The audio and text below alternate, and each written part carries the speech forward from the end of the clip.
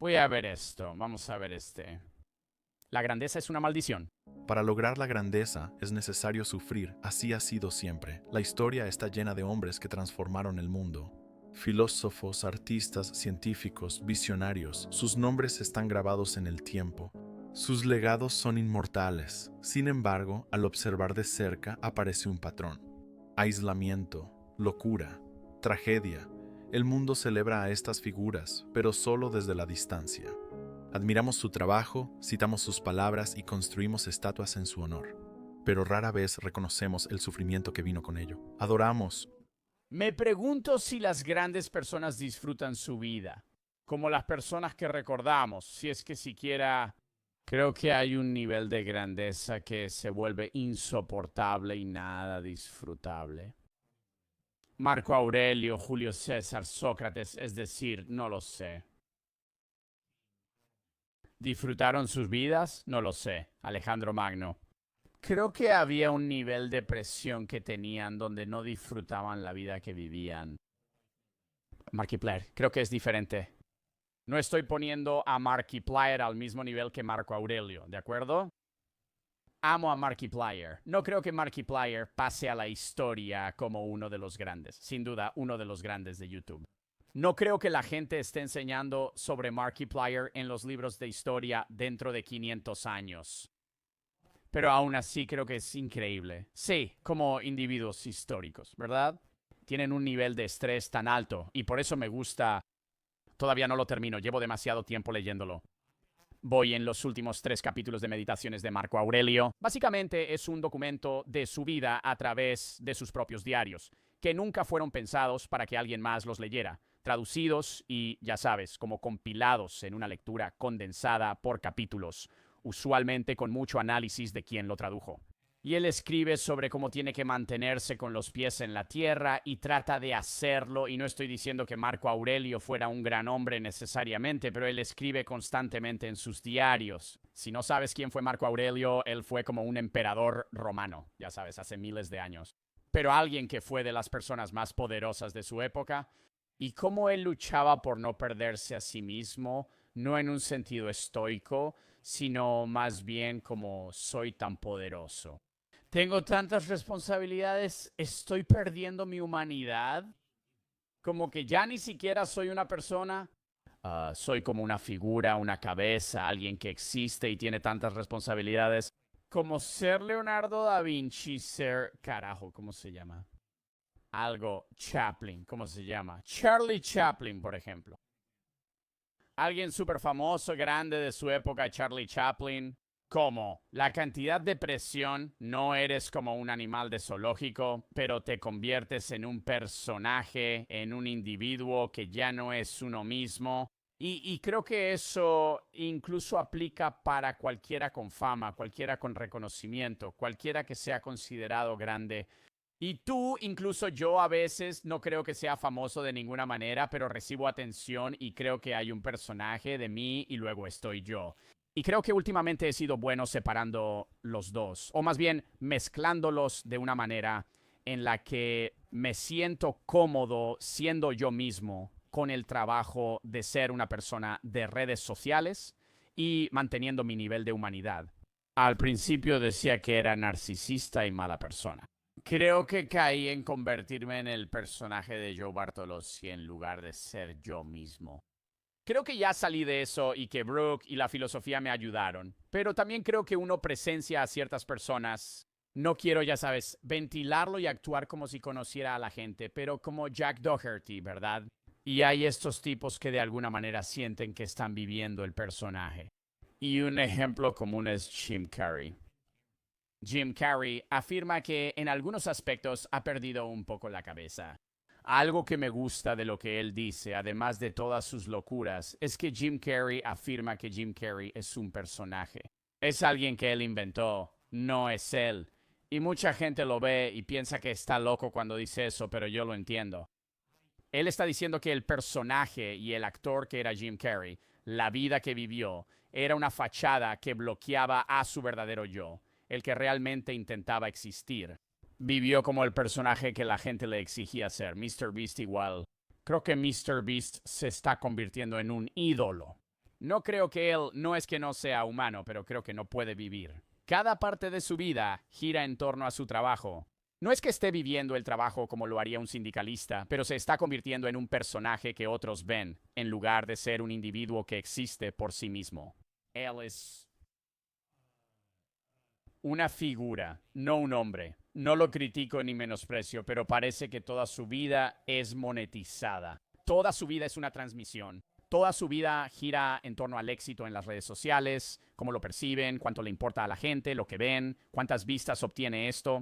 Así como personas como Leonardo da Vinci, gobernantes de esa época como Marco Aurelio o Julio César, todos ellos se convirtieron. Julio César no siempre fue consciente, tuvo que convertirse en quien fue. En realidad nunca fue una persona, si eso tiene sentido. Existió, pero nunca llegó a ser él mismo. Se convirtió en un personaje dentro de una historia de la vida, ¿verdad? Es un ser humano real que existió y vivió una vida ficticia, como si tuviera que vivir la fantasía. Él no pudo ser realmente real. La grandeza no es una bendición, es una carga. Quienes la logran, a menudo lo hacen a costa de todo lo demás.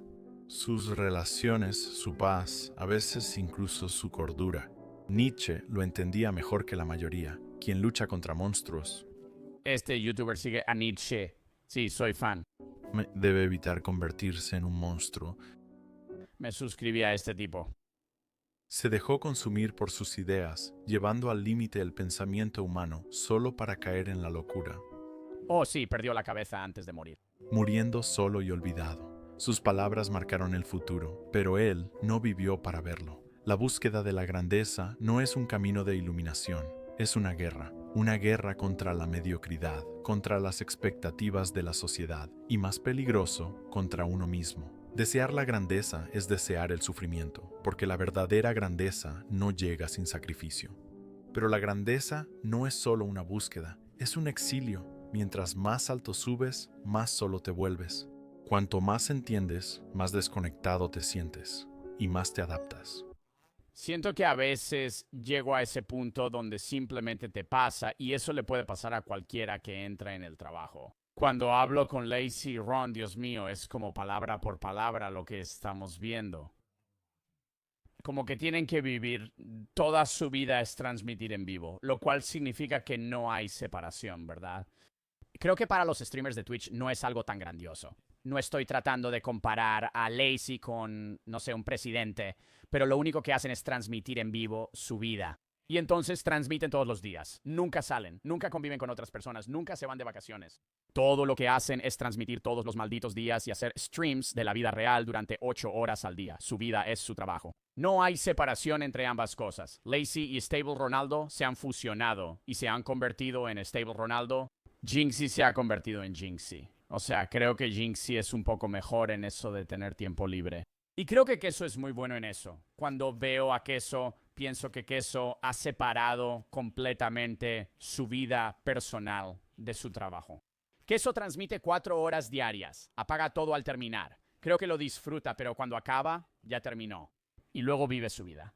Y creo que muchos de los tipos que están en la cima de Twitch y en la cima de YouTube en general viven su personalidad y no hay separación entre el individuo, o al menos como una integración comprometida, ¿verdad? Creo que he logrado eso, donde es como, este es mi trabajo, hago esto y luego termino y me voy a hacer otras cosas. Pero es como Lacey, Ron, Jason Lewin, ellos viven su personaje.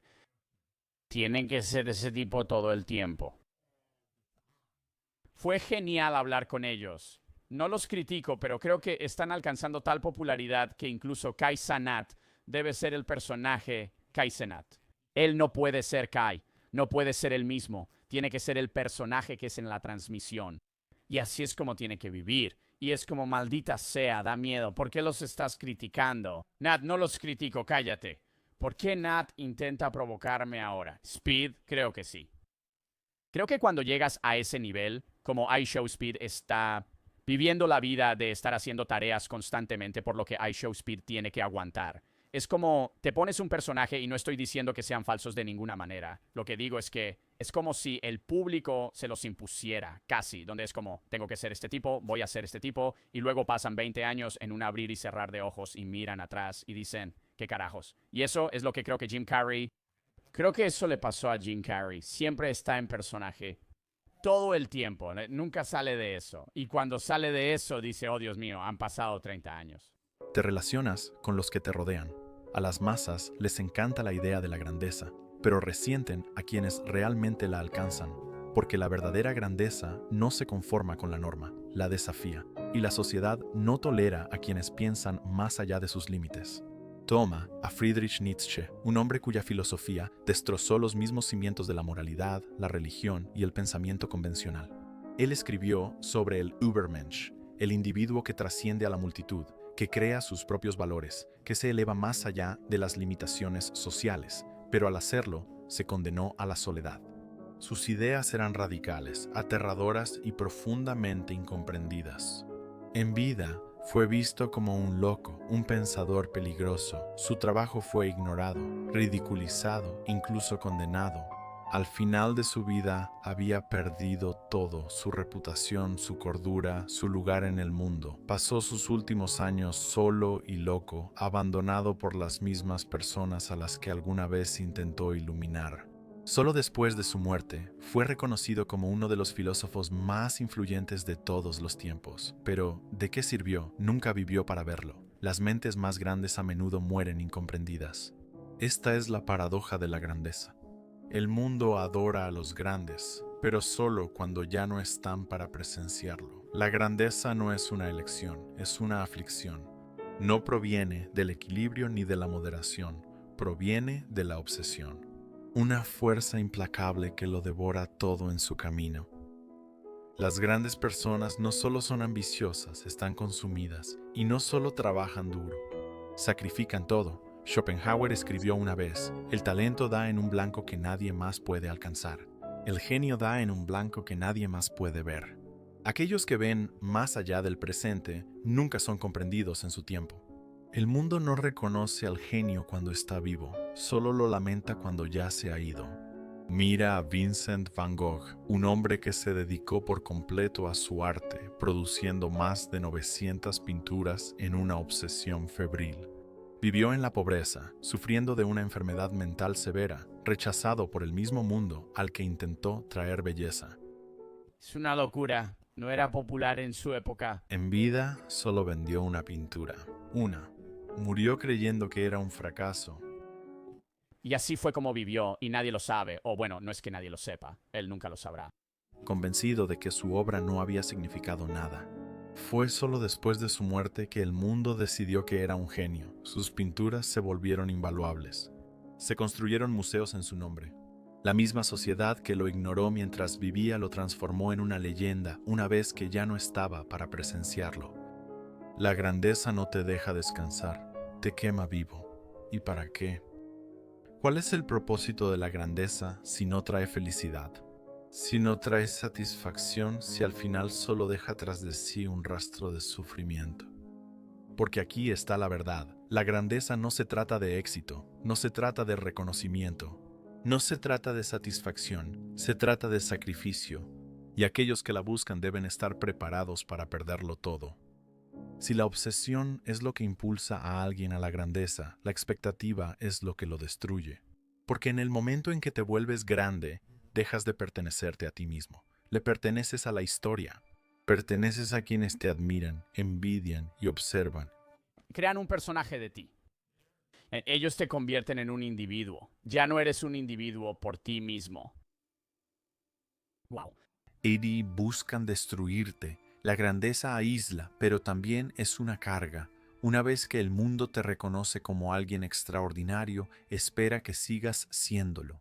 No hay espacio para la debilidad, no hay espacio para el fracaso. Mientras más alto subes, más brutal es la caída. Siempre nos ha fascinado el espectáculo de una caída. Construimos estatuas de los grandes, pero también celebramos su destrucción. Julio César fue venerado como un dios, hasta que fue asesinado por el mismo hombre que alguna vez lo alabó. Napoleón cambió el mundo hasta que fue apartado, exiliado para morir solo. Las ideas de Nietzsche fueron ignoradas en vida, pero, irónicamente, cuando ya no pudo defenderlas, fueron distorsionadas hasta ser irreconocibles. Su filosofía que desafiaba el poder y promovía la superación personal, fue apropiada por ideologías que él habría rechazado. No vivió para corregirlas. Se usó su nombre, pero su voz ya no estaba. El mundo solo ama a los grandes cuando ya no están aquí, y esta es la verdadera crueldad de la grandeza. No depende de eso. Creo que eso también es similar a lo de un artista musical. La popularidad es como Tupac o Biggie Smalls. Esos tipos, o incluso raperos más modernos o músicos en general, a nadie realmente le importan hasta que mueren y su popularidad se dispara una vez que están muertos. Solo premia a la leyenda restante, aunque alguien la supere. El aislamiento, la obsesión y la expectativa, hay una última maldición. La grandeza no trae paz. Schopenhauer creía que el deseo humano estaba condenado a no cumplirse. Él argumentaba que la satisfacción siempre es solo temporal. Una vez que logramos algo, inmediatamente buscamos lo siguiente. No hay una línea de meta, no hay una victoria final, no hay un momento de satisfacción duradera. Schopenhauer escribió, la riqueza es como el agua de mar, cuanto más... Y tienes que crear constantemente nuevas líneas de meta para siquiera ver un propósito. Mucha gente pierde la esperanza cuando es mayor porque ya no hay nada más por lo que esforzarse. Y si no hay nada por lo que esforzarse, no hay propósito. Y entonces normalmente mueres. Mientras más bebemos, más sed tenemos. Por eso tantos grandes individuos se autodestruyen. Porque no hay fin en la búsqueda, no hay éxito, no hay logro. Ningún reconocimiento será suficiente jamás. Sí, pero debe haber equilibrio. Necesitas metas, pero no demasiadas. El hambre de grandeza no desaparece, solo se hace más fuerte. Nietzsche entendía profundamente esta lucha. Toda su filosofía se centraba en el devenir, en el constante superarse a uno mismo. Rechazaba la complacencia, pensando que al dejar de esforzarse, uno se estanca y debilita. Pero esta mentalidad es tanto liberadora como aprisionante. Porque si siempre hay otra montaña que escalar, entonces nunca hay descanso. Por eso muchas de las mentes más brillantes caen en la locura, la adicción y la autodestrucción. Cuanto más logran, más se dan cuenta de que nunca será suficiente. Cuanto más logras, ni siquiera creo que te des cuenta de que nunca será suficiente. Creo que entre más logras, más se te abren nuevas posibilidades. Cuanto más éxito logras, más éxito hay por alcanzar. Una vez que logras una tarea, es como si se abrieran 4 más. Cumples esas 4 y se abren 8. Es como si estuvieras en una búsqueda interminable de terminar cosas y nunca vas a poder hacerlas todas. Y así el ciclo continúa hasta que finalmente los consume.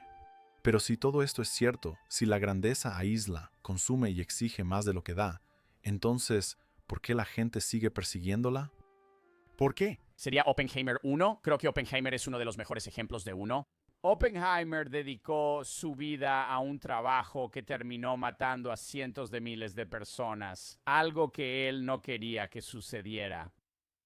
Pero básicamente financiaron su investigación, ya sabes, usándola para ese propósito. Y luego murió, ya sabes, triste, completamente deshonrado y solo. Y joven también. Y luego la gente lo recuerda y lo aprecia, pero en ese momento todos lo odiaban. Muchos sacrifican su paz, tiempo e incluso cordura por una oportunidad, pese al sufrimiento. ¿Cómo murió? Creo que murió de cáncer de pulmón. Fumaba mucho. Cáncer de garganta. Por fumar. 62, a un joven. No joven, joven para morir. Algo más grande, tal vez es porque la alternativa es peor. Rechazar la grandeza es aceptar una vida ordinaria, vivir y morir sin ser notado, olvidado por el tiempo.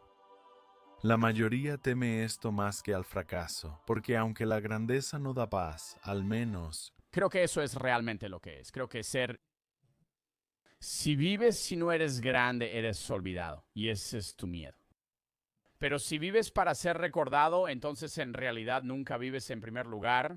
Nunca experimentas lo que es vivir, solo lo que es estar obsesionado y esforzarte al máximo. Ofrece significado, una lucha, un propósito, una oportunidad de ser recordado, aunque sea solo como una advertencia. Quizás sea porque la búsqueda en sí misma es embriagadora. La grandeza puede que nunca satisfaga, Pero la subida, la lucha, la ambición, la obsesión hacen que la vida se sienta más grande de lo que es. Algunos prefieren consumirse persiguiendo algo extraordinario que desvanecerse en la comodidad.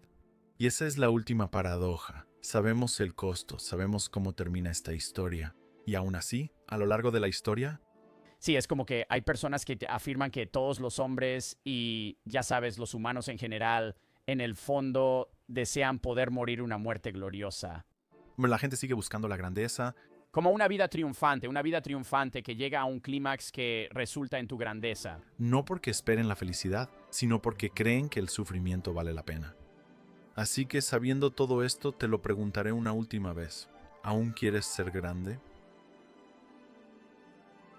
Creo que hay un equilibrio. Por eso también digo que no creo que yo jamás...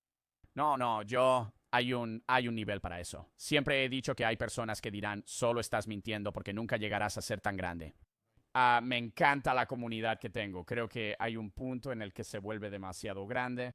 Creo que la comunidad de Kaizenat es demasiado grande. Creo que esos chicos no se divierten haciéndolo. Tal vez ellos sí, yo no lo haría. Me encanta donde estoy. Sabes, me encantaría, ya sabes, tal vez crecer en número de vistas, pero mantener esa comunidad. Sabes, creo que esto tiene buena vibra. Creo que hay un punto en el que se vuelve un poco irrazonable. Pero sí,